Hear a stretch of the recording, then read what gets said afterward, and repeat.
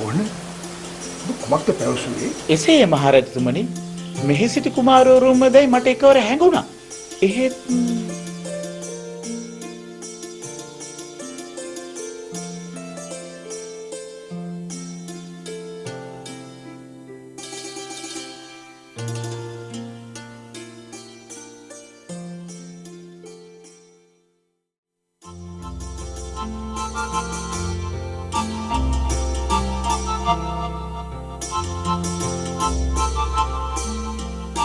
ගුරුතුමනි, ධනයේ පෙය හැකි මාර්ග මොනවාද?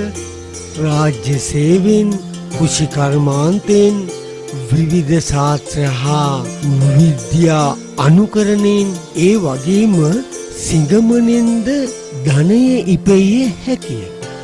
ඒත් කුමරුවනි, ව්‍යාපාරයෙන් උපයන ධනය ඉතා මහත්සේ වටී. පැහැදිලි ගුරුතුමනි. සෑම පුද්ගලයෙකුම ධනය ඉපිය යුතුයි. ඔය කාරණා සියල්ලම අධ්‍යාපනයටත් සම්බන්ධයි කුමාරවරුනි. අධ්‍යාපනයෙන්, ශාස්ත්‍රයෙන්, ශිල්පයෙන් පොහොසත් නොවන්නෝ කුමුරක හිටවන ලද හිස් පඹයෙක් වගේ. ඉතින් මේ වර්ධමානක සිටුවරයා තීරණය කළා වෙළඳාමය. ඉතින් කුමාරවරුනි, මිනිසුන් විසින් අතහැර දැමූ මේ සංජීවකයා ගඟ අයිනේ ලා තනකොළ කාලා හරි ශක්තිමත්ව පුෂ්ටිමත්ව වැඩුණා. දැඩි මොල්ලියක් සහ දිගු අංගුලින් සහිත මේ වෘෂභ රාජයා දිනපතා තුඹස් විඳිමින් මේඝ ගර්ජනාවක්සේ හඬ නගමින් වනයේ සැරිසැරුණා.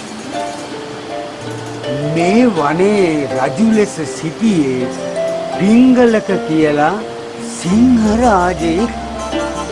තම පරිවාර ජනතාව පිරිවරාගෙන සිංහයා දියගොන්නට යෑමට පිටත්.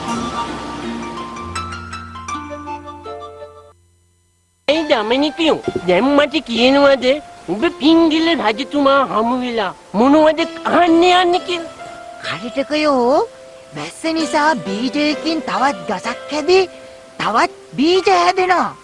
අන්න ඒ වගේ තමයි කතාව පටන් ගන්න කලින් දෙන උත්තර වලින් තව උත්තර හැදෙනවා.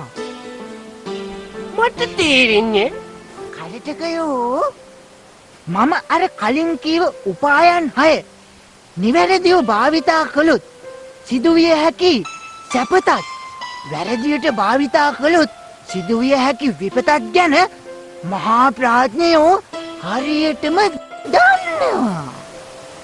ඉතින් කඩටකයෝ, සමහරු දැකපු දේවල්, කරපු දේවල් ගිරව් වගේ ඔහේ කියවනවා. සමහරු ඉගෙන ගත්ත දෙයක්වත් කියන්න දන්නේ නැහැ. හැබැයි ප්‍රඥාවන්තයෝ තැනට ඔබින විදිහට කතා කරන්න දන්නවා. ඉතින් කඩටකයෝ, ඔබත් එක්ක ඉන්න මේ මමත් ඒ වගේ ප්‍රඥාවන්තයෙක් තමයි. ඔබ බය වෙන්න එපා. පිංගලක රජතුමා ඉස්සරහා නොගැලපෙන දෙයක් නොකිය ඉන්න මම දන්නවා. යාළුවා, රජවරුන්ගේ හිත් දිනා ගැනීම බොහොම අමාරුයි. රජවරුන්ගේ හැටි මම කියන්නම්. අල්ලස් ගන්නා දුදන මැටි ඇමතිවරු වටිකරගත් රජවරු විෂගෝර සර්පයෙන්ගෙන්, ව්‍යාග්‍රයෙන්ගෙන්, සිංහයන්ගෙන් ගහන ගිරි දුර්ගයක් වගේ. කිසිම රසාස්වාදයක් නැති දූෂණ ක්‍රියාවලම යෙදෙන රජවරු විෂගෝර සර්පයන් වැනිය. රටවැසියන්ගේ යහපත ගැන නොසිතා තමන් ගැනම පමණක් හිතන රජවරු විෂගෝර සර්පයන්සේ භයානකයි. දරුණු ගති ඇති, නිතර කැළඹෙන, චපල, ඒත් ලේසියෙන් මුලා කළ හැකි කරුණු 4ක් ගැන මේ ලෝකයේ තියෙනවා. ඒ මොනවද ඒ? කඩුගත් පුරුෂයා, ගංගාව, ස්ත්‍රිය, රජු, මේ 4යි ඉතා කුඩා සිදුරකින් ජලය ගලා යන්නාසේ ඉතා කුඩා දෝෂයකින් සියලුම රාජ්‍ය වරප්‍රසාද අහිමි වෙන්න පුළුවන්.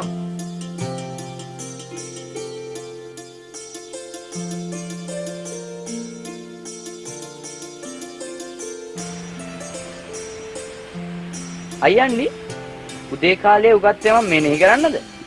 අවසර අපරත් අර සිහිපත් වෙන්නේ දමනකයා අවසන් වරට කරටකයට පැවසු ආප්තෝපදේශය.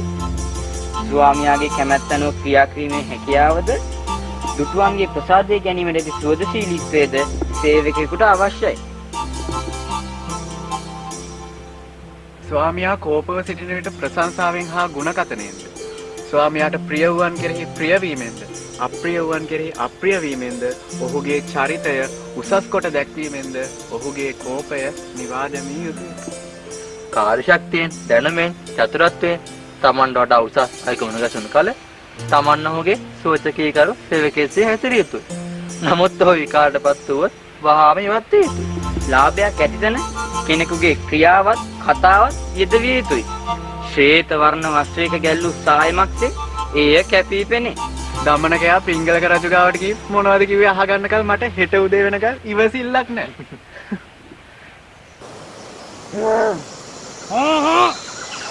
ඔහු අපගේ හිටපු අමාත්‍යවරයෙකුගේ පුත්‍රයෙක්.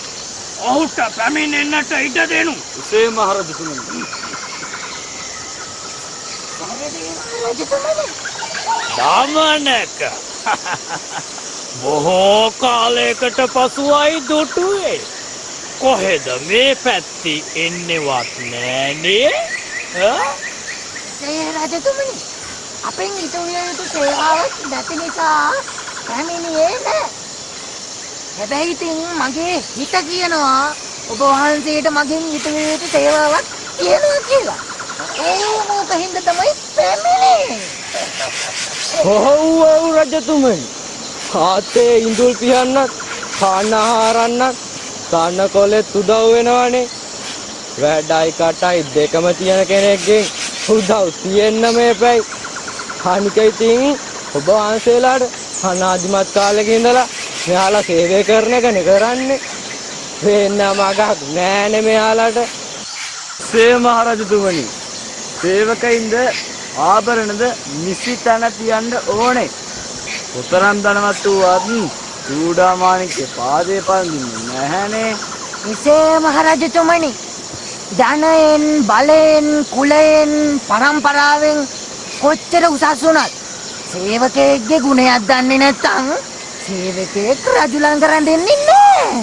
සේවකයෙක් සමාට සමාන නොවන සේවකයෙක් සමතැන් කළොත් සමාන සේවකයන් අතර නිසි සත්කාර නොකළොත් සුදුසු ස්ථානයක් නොදුන්නොත් ඔව් රජහැර යනවා නේද දමනක?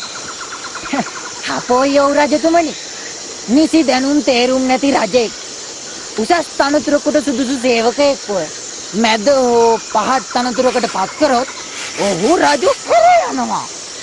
රජතුමනි ස්වර්ණාභරණයේ රැඳිය හැකි මාණික්‍යයක් ඊයම් ආභරණයක රැඳෙව්ව ඒ ජනතාව දකින්නේ පණඳින්නාගේ දීනත්වයයි.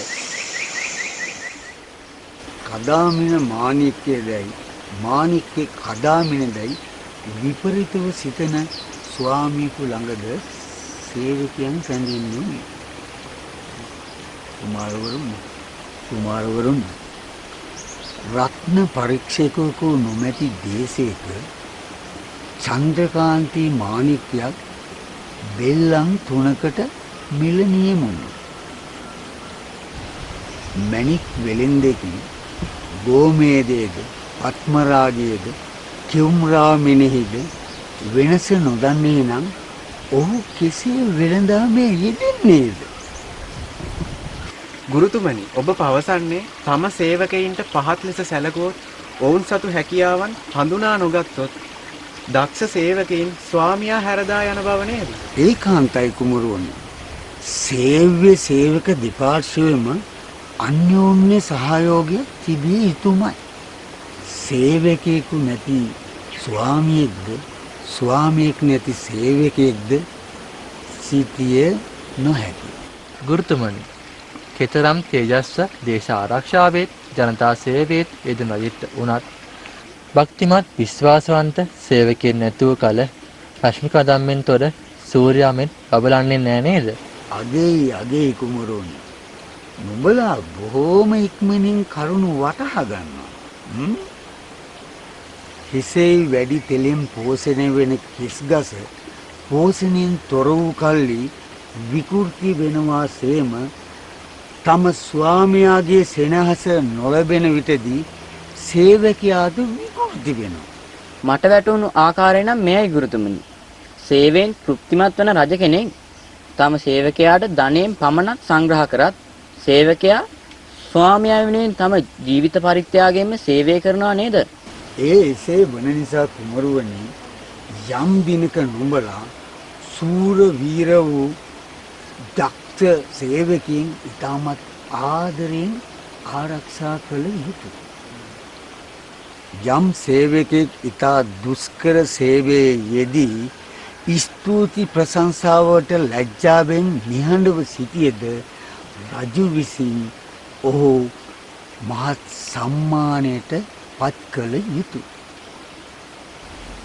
කුමාරවරුනි, එවන් සේවකයෙකු තම දෙවෙනි බිරිඳසේ ආරක්ෂා කළ යුතුය. මහරජතුමනි, කිසියම් සේවකයෙක් කැඳවන්නේ නැතුව සේවයට එනවා නම් හැම විටම තමන්ගේ රැකවරට ඉන්නවා නම් ප්‍රශ්නයක් ඇසුවාම සත්‍යයෙන් සාර්ථකව පිළිතුරක් දෙනවා නම් රජු විසින් එම සේවකයා ආරක්ෂා කළ යුතුයි. එසේ රජතුමනි, සේවකයින් සම්මානයෙන් උදන් නොවි, අවමානයෙන් කම්පා නොවි මධ්‍යස්ථව කටයුතු කරන්නේ නම් රජු විසින් එම සේවකයාත් ආරක්ෂා කළ යුතුමයි. අපෝයෝ බඩගිනි නිසා හෝ නිදිමත නිසා සේවකයෙකු කම්මැලි නොවෙනවා නම් හවුව වැස්ස දෙකෙහිම සමව සිටිනවා නම් රජුන් ඔවුන් ආරක්ෂා කළ යුතුයි. එසේ රජතුමනි, සේවකයන් ඉදිරියේ ඇතිවෙන යුද්ධයට බිය නොවේ සතුටින් සිටින රජු විසින් එම සේවකයන්ව ආරක්ෂා කළ යුතුයි. රජතුමනි, අසුගේ පොතේ කඩුවේ ස්ත්‍රියගේ සේවකයාගේ බටනලාවේ වචනේ වටිනාකම තීරණය වන්නේ එය භාවිතා කරන පුද්ගලයාගේ සුදුසු බව අනුවයි. මා හිවලෙකු වූ පමණින් මට අවඥා නොකළ යුතුයි නොවේද රජතුමනි? දැන් මයේ දරුවනේ, ඔයාලට තේරෙනව නේද දුවේ පුතේ? අපි කවුරුවත් උපතින් උසස් වෙන්නේවත් පහත් වෙන්නේවත් නෙවෙයි. දමනක කියන නරියා උපතින් නරියෙක් වෙච්ච හන්දා තමයි අර කොටියයි ව්‍යාග්‍රයයි මේ දමනකට අපහාස කරන්න නිග්‍රහ කරන්න පටන් ගත්තේ. නරියා ඉතින් කපට යන්නේ ආච්චි. සුදුආච්චි අපේ මැඩම් කිව්වා හැම නරක මිනිස්සෙක්ම තුල මොකක්ම හරි හොඳ ගතිගුණක් තියෙනවා කියලා. හරියටම හරි පුතේ. ඔයාලා පටපණුව කියන සතා දන්නවද? ඔව්. පටපණුව වියන නූලෙන් අපි බොහෝම වටිනා කියන රෙදිපිලි හදා ගන්නවා. ඒවා වටිනාකමින් හරිම ඉහළයි. ඒ වගේම තමයි අපි මැණික් හොයාගන්නේ කොහෙන්ද? පොළව යට මඩේ තිබිලා. නේද? තවත් විදියකට ගත්තොත් අපි සත්ව හම් යොදාගෙන වටිනා කියන බෙර වර්ග හදා ගන්නවා. නෙළුම් මල් පිපෙන්නේ කොහෙන්ද කියමු බලන්න. මඩ වගුරේ. හැබැයි අපි නෙළුම් මල් බුදු පුදටත් ගන්නවා. එහෙම නේද ලොකු ආච්චි? ඔව්. දැන් මේ දරුවෝ කියන්න බලන්න ඒ වගේ දන්න උදාහරණ කීපයක්. ගිනිගල් වලිනුත් ඉස්සර ගින්දර ගත්ත නේද ආච්චි? ඇයි සුදුආච්චි? නයිපරේ ඇතුලේ නාගමාණික්කේ තියෙන්නේ. ඔව් යාලා හරි. ඔයාලා දන්නවද පුතේ? ගොරෝචන කියලා බොහෝම වටිනා ඖෂධ වර්ගයක් අපිට හම්බ වෙනවා ගවයාගේ පිටෙන්. මේ ඖෂධ කීර්තිමත් වෙන්නේ උපන් තැන අනුව නෙවෙයි. ඒවයේ තියෙන ගුණාත්මක වටිනාකම අනුව. නේද? දැන් බලන්න මීයෝ හැදෙනවා ගෙවල්. මේ මීයෝ ගෙවල් වල තියෙන ගෘහ භාණ්ඩ සේරම විනාශ කරනවා. හැබැයි පූසෝ සත්තු වැල්ලුවා කියලා අපි පූසන්ට ආදරේ නොකර ඉන්නවද? නෑ. අපි හරි ආදරේ පූසන්ට. එහෙම නේද? තවත් එකක් තමයි පුතේ මේ එලි මහනේ තියෙනවා කිසිම වැඩකට නැති ගස්වල. මේ ගස්වල ලීයෙන් කිසිම උපකරණයක්වත් වටිනා කියන ගෘහ භාණ්ඩයක්වත් අපිට හදාගන්න බෑ.